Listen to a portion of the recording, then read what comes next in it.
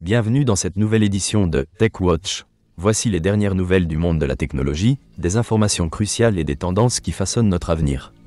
Nous sommes le 11 septembre 2025 et voici les informations du jour.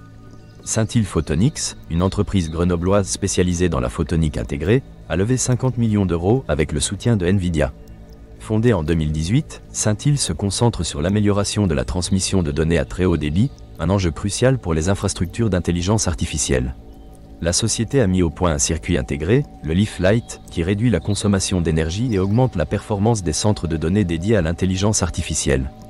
Grâce à cette levée de fonds, Scintille prévoit d'accélérer sa production et de s'étendre à l'international. Apple a lancé sa nouvelle gamme d'iPhone 17, comprenant un modèle ultra fin, l'iPhone Air, qui est le smartphone le plus fin jamais conçu par la marque, avec une épaisseur de seulement 5,6 mm. Cependant, les avancées en intelligence artificielle sont jugées décevantes par rapport à celles de ses concurrents Android. Les modèles Pro et Pro Max offrent des améliorations en photographie et des performances accrues, mais les attentes en matière d'intelligence artificielle n'ont pas été comblées. Les prix des nouveaux modèles oscillent entre 800 et 1200 $. ARM a présenté sa nouvelle gamme de puces Lumex C1, qui remplace l'ancienne série Cortex.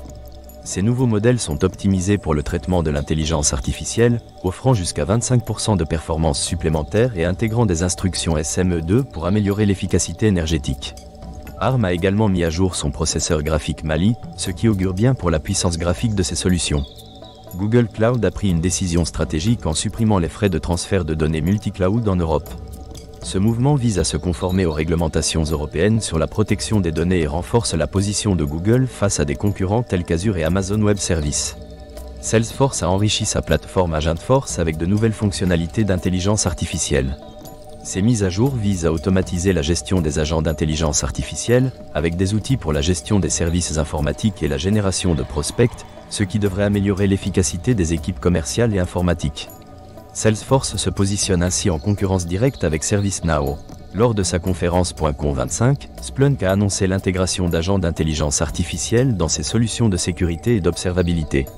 Ces agents vont automatiser la détection des menaces et améliorer la gestion des incidents, offrant une visibilité accrue dans des environnements complexes. Atos a annoncé un plan de restructuration qui entraînera la suppression de 135 postes en France, principalement dans les fonctions de support et d'encadrement. Cette décision vise à améliorer les marges opérationnelles de l'entreprise. Microsoft a publié des correctifs de sécurité pour 81 vulnérabilités, dont 2 sont considérées comme Zero Day. Les administrateurs doivent porter une attention particulière à une vulnérabilité dans Windows Server Message Block, qui pourrait exposer les serveurs à des attaques par relais. Tyler Reguli de Fortran a critiqué l'utilisation abusive du système de classement des vulnérabilités communes, notamment pour une vulnérabilité publiée par Microsoft concernant des fonctionnalités d'audit qu'il juge non pertinentes. Il appelle les responsables de la sécurité des systèmes d'information à interroger Microsoft sur la validité de ces vulnérabilités.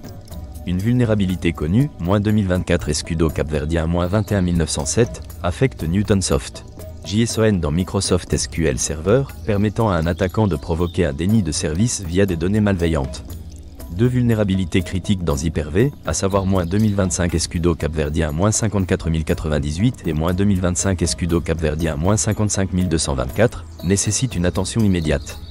Une autre vulnérabilité sur NTLM, -2025 Escudo Capverdien -54918, permet des élévations de privilèges. Sanofi déploie l'intelligence artificielle à grande échelle pour améliorer la recherche et la production de médicaments. L'intelligence artificielle est intégrée dans toute la chaîne de valeur, de l'identification des molécules à la distribution. L'entreprise favorise une culture de collaboration et d'itération rapide, notamment en partenariat avec l'équipe McLaren de Formule 1 pour optimiser ses processus. Sanofi a également établi une infrastructure numérique sécurisée et un cadre éthique pour garantir la traçabilité et la conformité des modèles d'intelligence artificielle. Les systèmes d'intelligence artificielle agentique posent de nouveaux risques en matière de cybersécurité. Le manque de visibilité et l'autonomie de ces systèmes peuvent entraîner des comportements imprévus. Ces systèmes peuvent involontairement mener à des attaques sophistiquées, rendant difficile la distinction entre erreur et exploitation malveillante. Une attaque, nommée Ghost Action, a conduit au vol de 3325 secrets à partir de référentiels GitHub, exploitant des workflows malveillants. GitGuardian a contesté l'attaque, avertissant les utilisateurs concernés. Un dossier sur la stratégie de données et l'intelligence artificielle souligne l'importance pour les entreprises de réinventer leurs processus afin de rester compétitives. La gestion des données et l'intégration de l'intelligence artificielle sont essentielles pour maximiser l'efficacité opérationnelle. Merci de votre attention à TechWatch.